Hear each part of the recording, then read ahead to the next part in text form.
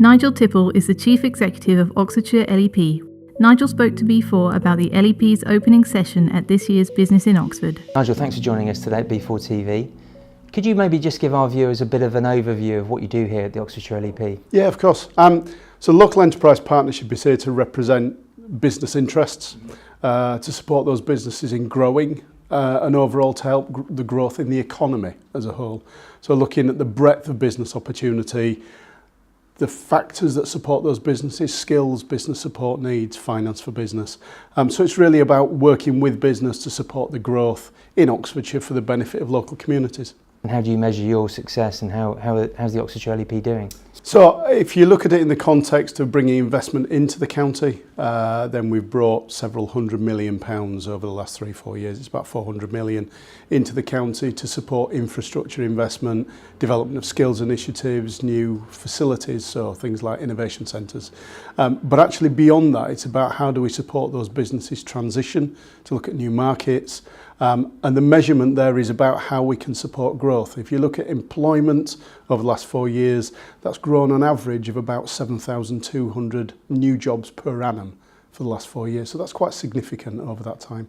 We've got some major new developments in Oxfordshire over the course of the next year or 6 months. What are your thoughts about those developments coming into Oxfordshire? Well, if you look at it in the context of growth overall, we've got major development in and around the enterprise zones. So we've got a new enterprise zone at Didcot, we've got the existing one at Howell and Milton Park.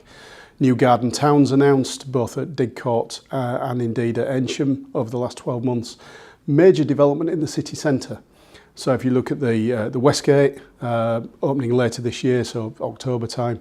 But we've also got development proposals coming forward at Ox Pens around the railway station, at Northern Gateway and indeed on Osney Island. So major development in and around the city, major development that supports the growth in the city, both in terms of commercial, retail and indeed residential. So a very strong market performance over the last 12 to 18 months, and looking forward over the next 12, there'll be more of that growth coming forward.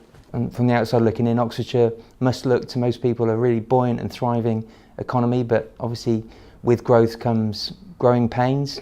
Yeah, absolutely. There are clearly challenges. If you look at it in the context of housing market, we know that housing market creates a challenge for us in terms of new people coming to live and work in the area.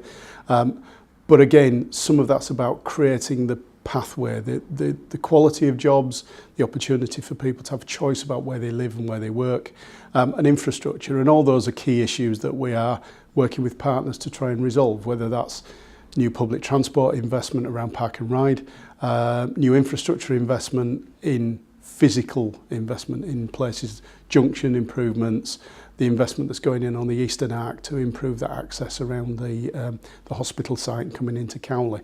So again, there's intervention in place, but I think we recognise the scale of growth is quite transformational. We need to continue to work hard to get that investment to support it.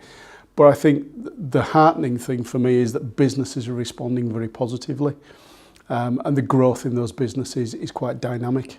Our challenge going forward is going to be keeping pace with that growth, but it's a positive problem to have. And you kindly agreed to support Business in Oxford for the 3rd consecutive year this May, and you'll be opening the day with the opening session.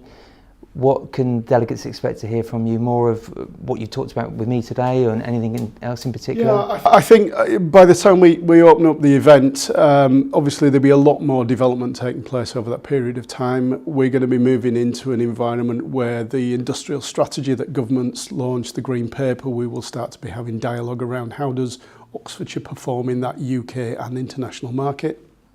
And I think it's also about celebrating the quality of businesses and the engagement of businesses across not just the city but the county as well. So I think there'll be I'm hoping another positive event with good business engagement.